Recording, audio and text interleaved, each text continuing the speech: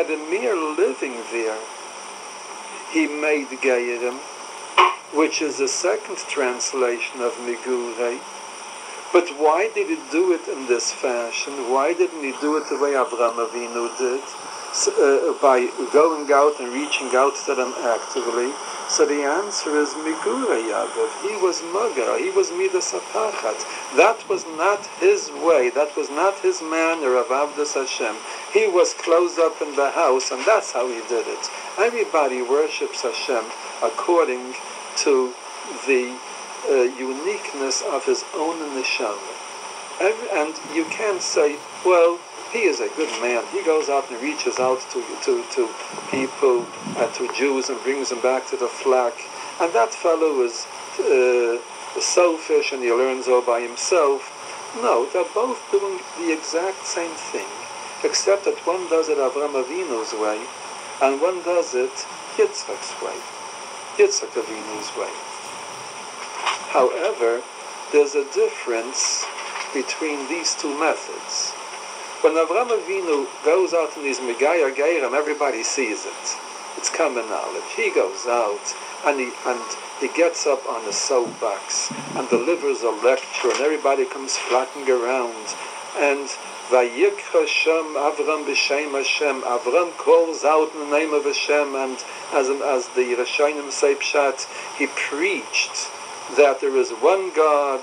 Discard, throw away your idols, throw away your stupid gods, and worship one God, the creator of heaven and earth. And that's how Avraham Avinu went around lecturing, and he got into trouble with Nimrod because of that. It was very apparent, it was very evident that he was Megaya Geirim. When Yitzchak was Megaya Geirim, it wasn't evident at all. Somebody was in the market, and he became involved in certain thoughts, and he wanted to do an Avera, and all of a sudden something rang a bell within his heart. You can't do an Avera. Aren't you afraid of one God who dislikes your conduct, who doesn't approve of what you intend to do now? And he withdrew. He didn't do the Avera. He didn't know what hit him. Why did he get this thought, which all of a sudden entered his mind, one of tshuva, one of returning to Hashem? He didn't know that somebody in the control center, in a room, in a hidden room, in a remote room, in Yitzchak's quarters, Yitzchak was davening and saying Tehillim, and that's why this person in the marketplace picked up through his, shall I say, radio set in his heart, he picked up a hero tshuva. He didn't know where it came from. It wasn't evident that Yitzchak was Megaya Geirim. The rule is that the Torah, which tells us what's going on in the world, the Torah, which is the blueprint for the world, just like in the blueprint of the architect, whatever is going to be in the building you see in his prints, the same thing, whatever is happening in the world, in the same way you see it in the Torah. So Avraham Avinu was very evidently being Megaya Geirim. There was no question about it. So the Torah tells us befeirish. The Torah tells us outright, as an nefesh asher asu b'chara, and the same thing with Yankov Avinu. Yitzchak, who in a concealed way, who in a hidden way was Megaya Geirim, the Torah also tells this to us in a hidden way, in a concealed way. By just making an innocent little pasuk, B'eretz Migurei Aviv, and since Migurei has 3 possible translations, and I don't know which one to use, so I understand, like the Medrash did, that you have to use all the 3 of them. And each one is an explanation to the other 2. That Migurei Aviv means he was Megaya Geirim. How was he Megaya Geirim? Because of his influence upon the city, even though he wasn't closed up in his room. Migurei, because he lived there, with the mere living there, he was Megaya Geirim. Why didn't he do it Avraham Avinu's way? Because Megura, he was Mitas Apachat. He was the recoiling type. He was the withdrawing type. That's how he was Megaya Geirim. But you don't see it on the surface. You have to think deep into it. And if the Medrash wouldn't hint it to us, we wouldn't even be aware of it. Because Yitzchak was Megaya Geirim in a hidden way. And therefore the Torah tells it us in a hidden way. It isn't apparent. Now,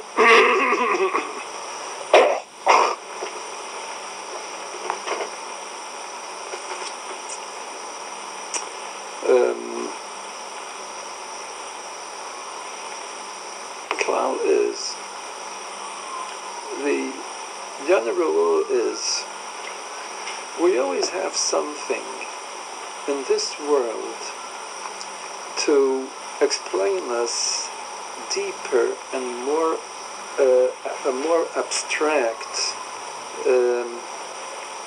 nuances which we wouldn't understand without a mashal, without something to refer to which is more physical and explains things to us. Like I mentioned before, that just the existence of a chassan and a kala in our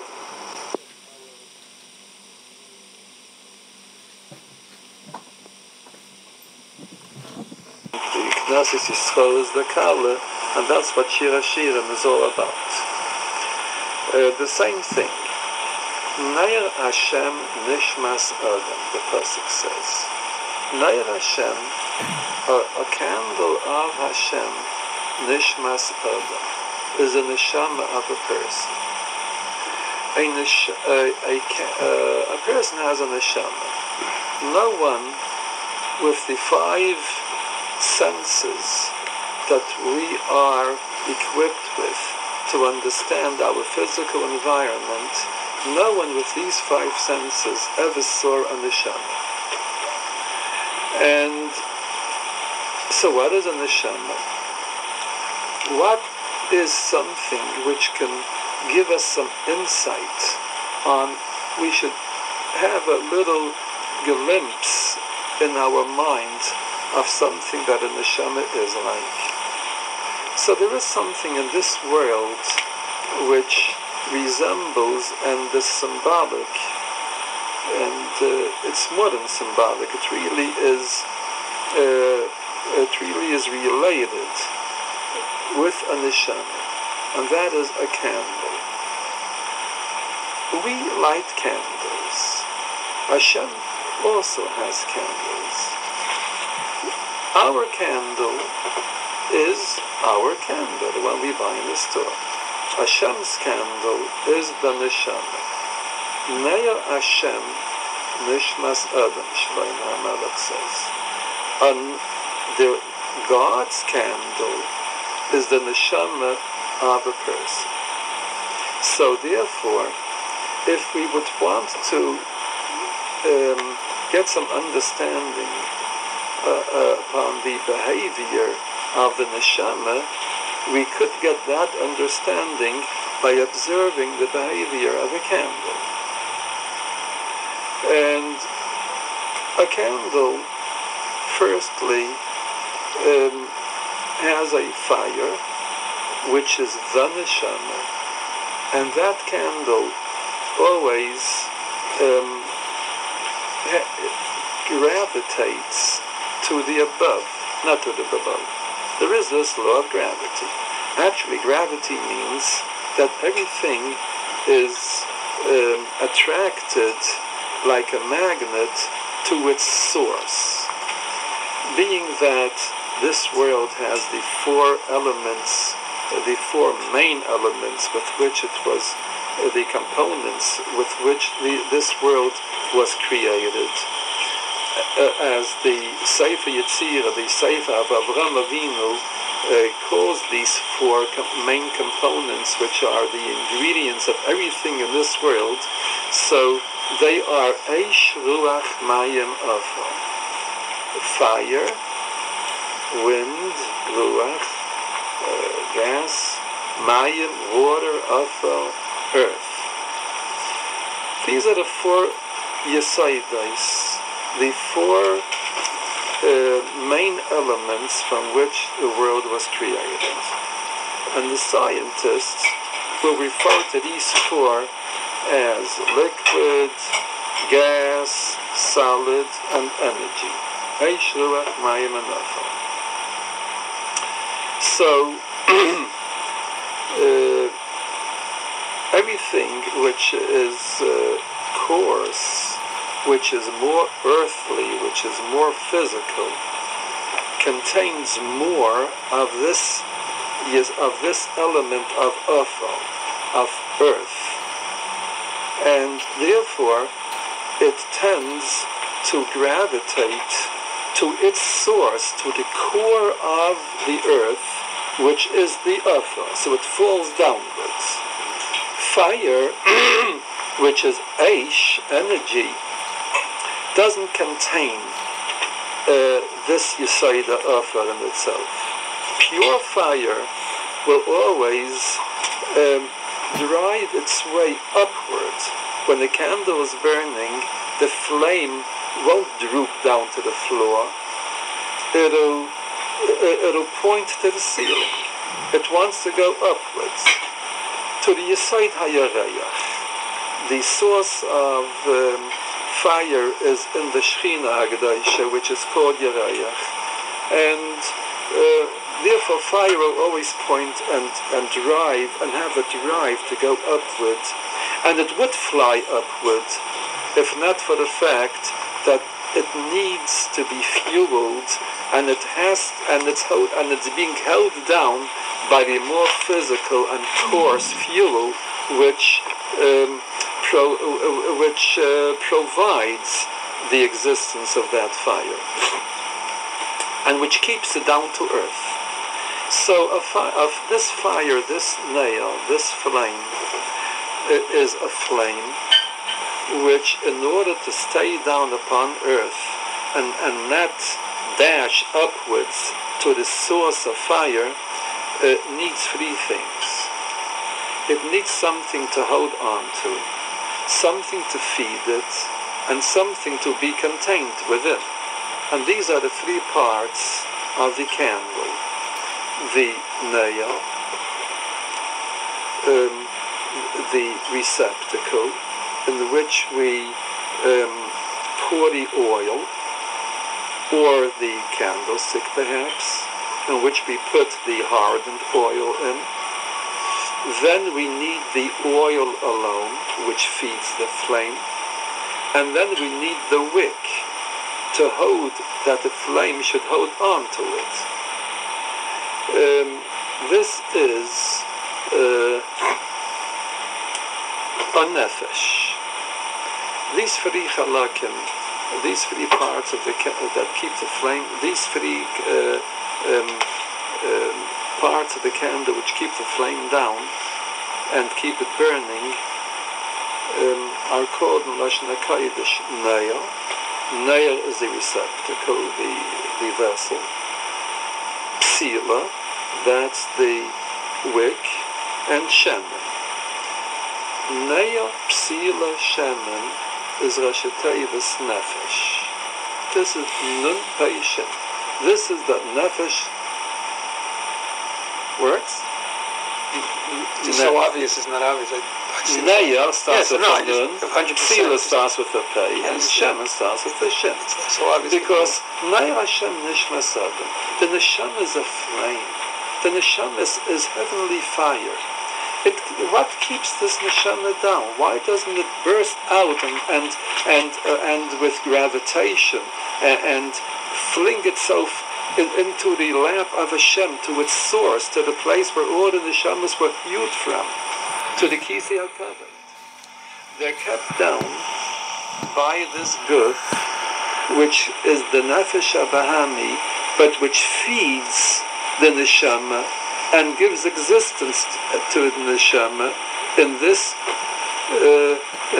earthly atmosphere. This is the nefesh. Doesn't the neshama feed the book? Isn't it the other way around? That's you asking. Isn't it the other way around that the neshama feeds the guf? That's true. The neshama feeds the guf with life, with heavenly life, and the guf feeds the neshama with earthly existence. It goes both. It's a two-way street. So, if not for the neshama, the guf would just fall down dead. Right. And if not for the guf, the neshama would have no business being here altogether. It would. There's nothing here to have it chained down. The guf keeps the neshama chained down here. So, and it feeds it through physical ways, like the Rama explains the bracha that one of the ploys, one of the wonders, the miracles of Hashem is that there is a bond between guf and neshama.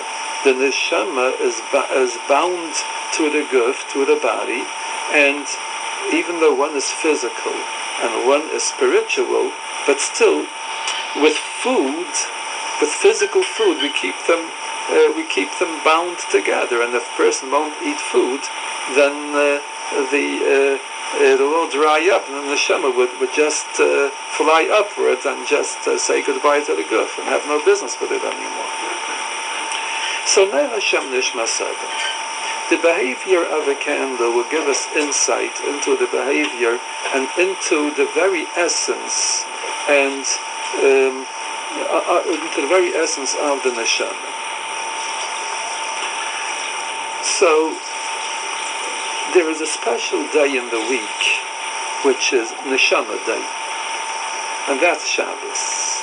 Shabbos, the Zohar Kadosh calls Yom HaNishmas, the day of the Neshama.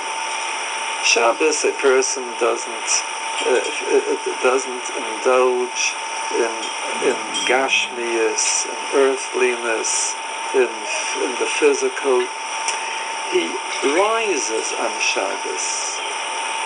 On Shabbos, a person becomes a neshama person, and he doesn't work for a living, and the day is spent in Torah and in tefillah and in oneg, in pleasure, spiritual pleasure, pleasure at Shabbos, the pleasure. Yom menucha u'kedusha liyamcha nesata. There isn't anything, a guy can't understand Shabbos. There's no such thing like a substitute, like that the Gaim substituted Sunday to L'Havdil Shabbos. They don't know what Shabbos is. Shabbos is a spiritual day. It's a day of neshama. Yom menucha u'kedusha liyamcha nesata. It's menucha wedded to kedusha, and therefore. This is Shabbos. So on Shabbos, which is the day of the neshama, the Shabbos is heralded in by the lighting of the candles of Shabbos. The moment the woman lights candles, it becomes Shabbos. Because what is Shabbos? It's the day of the neshama.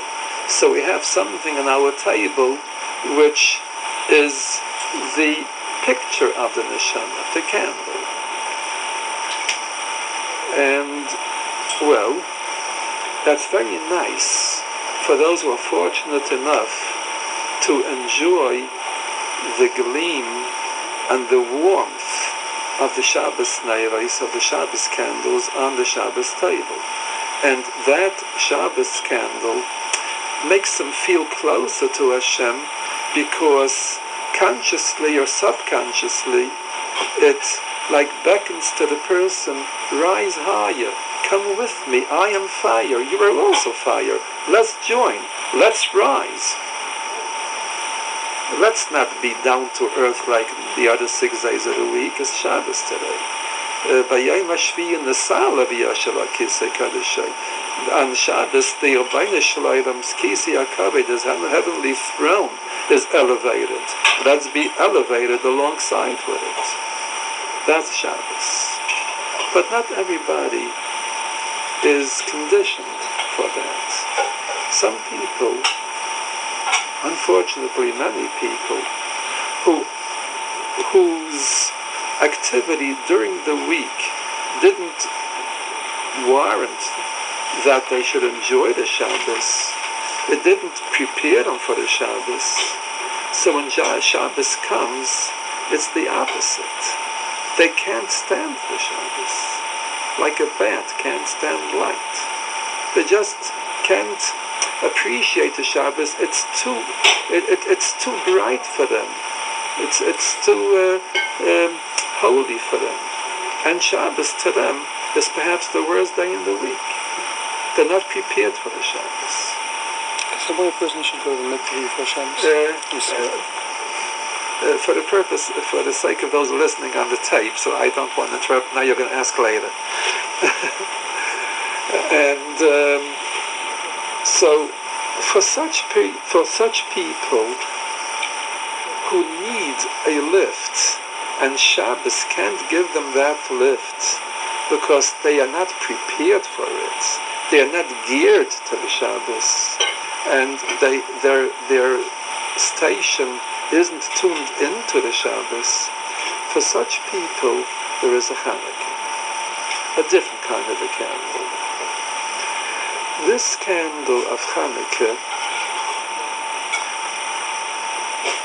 is a heavenly candle, and Hashem sent down a message to the Chachamim through Ruach HaKodesh, to the Beis Din, to the Sanhedrin, to the court of the Hashmonaim.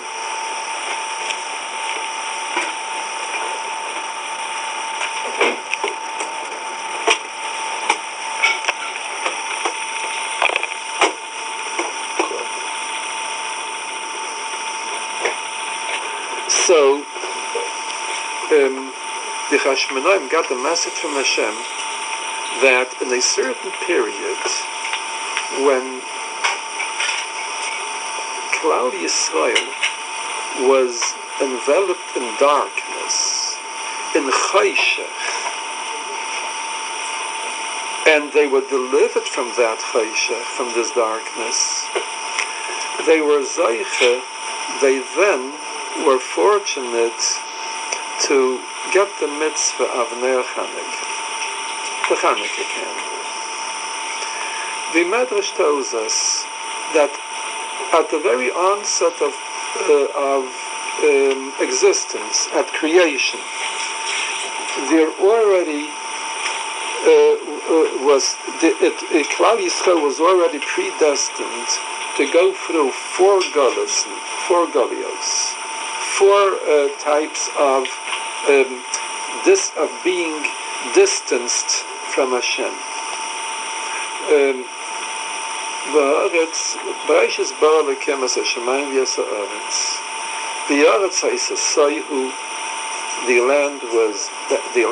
The world was barren, and empty, dark,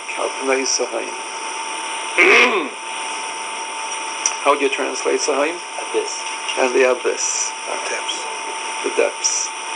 So the Medrash says these four terms, Sayu, Vayu, Chayshach, and Tahaim, are symbolizing the four Galios, the four exiles. Sayhu zu, Bavel, Vavayhu zu, Madai, V'yavan ze Chayshach, Utahaim ze Edom. These four types of galus are all be sung in Ma'is Tzur. There was Mitzrayim, of course, which is the root, and then came the four galus. So in the second chapter of Ma'is Tzur, we sing about Mitzrayim and how we were delivered from Mitzrayim, and afterwards Bavel, and afterwards Madai, that's Mordechai and Esther, and then Yevana Nikbetzu Alai Azai B'Meichesh Manim, then Yavan. And then a prayer in the last stanza that we shall be delivered from Edom, the galus in which we find ourselves today. So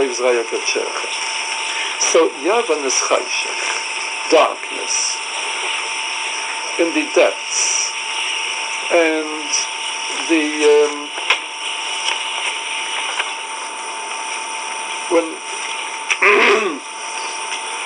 maybe at another occasion we'll try to understand more deeply why Yavan is referred to as Chayshach. However, it was Chayshach. And if you would rearrange the Isius of Chayshach, you would find the word Shakayach, to forget. Because that was the purpose and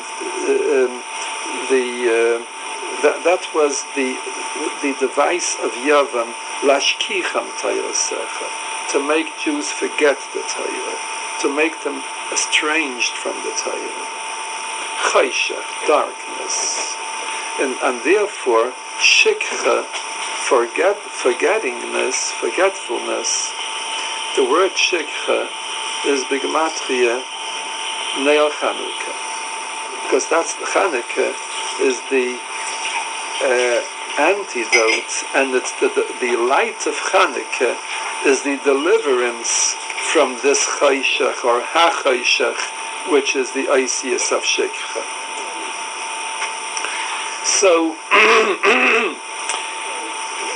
we find a very interesting explanation of a piece of Gemara in almost all the Sfarim, starting from the Ma'ar Einayim, all the Sfarim of the Talmidim of the Baal Shem Tov. They all say one thing.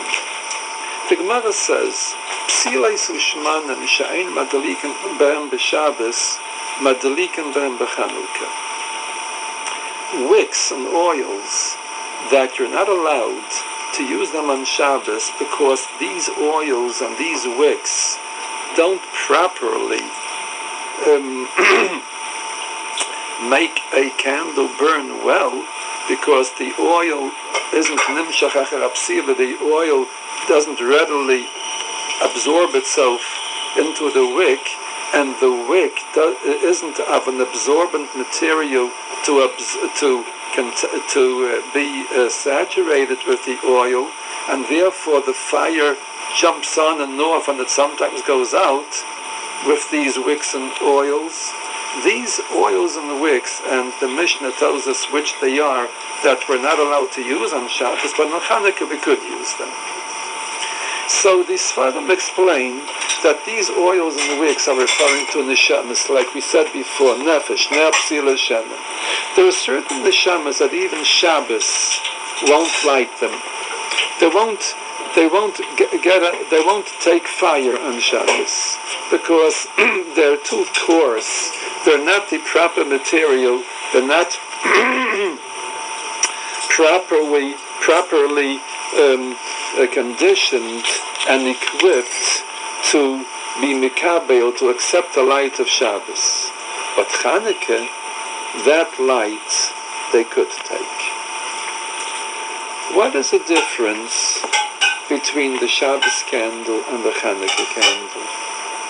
In other words, what is the difference between the Neshama that could enjoy the Shabbos, that could fuse in and become one with the Shabbos, Raza the Shabbos, Raza the Yechad, which is the Neshama that could unite itself with the Shabbos, and which is the Neshama that can't unite itself with the Shabbos, however it could benefit from the Chanukah. That is a Neshama which is on the outside. It cannot yet be accepted into the community of the Shabbos enjoyers, into the community of those who enjoy the Shabbos together with the Shechina Agdaisha, into the community of Avram Yagel, Yitzhak Yeranin, Yankov Uvanav, Yenuch Uvay, and they do not feel, they do not experience this menuchas ahava unadava, this shalom v'shau v'hashket v'vetach, this menucha shleima, this wonderful experience of joy and delight which Shabbos should give to the wholesome neshama. These neshamas are on the outside. These neshamas are in the dark. They are neshamas like all the neshamas. They contain oil, they contain wicks, they are in a vessel, they're in a receptacle, in a nail. But there's one thing about them. They're extinguished, blown out. There's no flame there. Nothing burns there. These are the chanukah neshamas. The chanukah neshama finds itself in a certain setting which is unique to the chanukah neshama. Now, we speak of kedusha as opposed to tumah. We speak of kedoshim as opposed to tmeim. We speak as zaydim as opposed to eiskei torasecha. As tzaddikim against Rishoyim.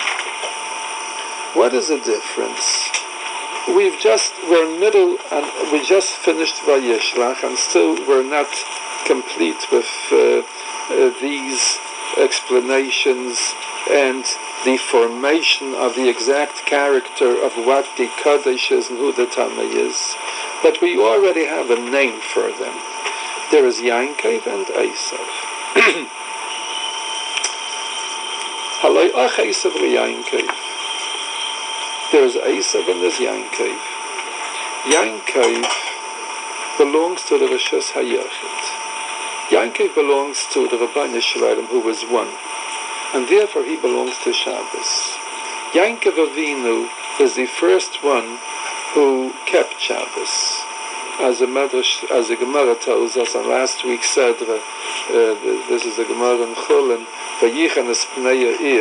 that he was the first one to make laws of Shabbos, the dinim of Tchunim.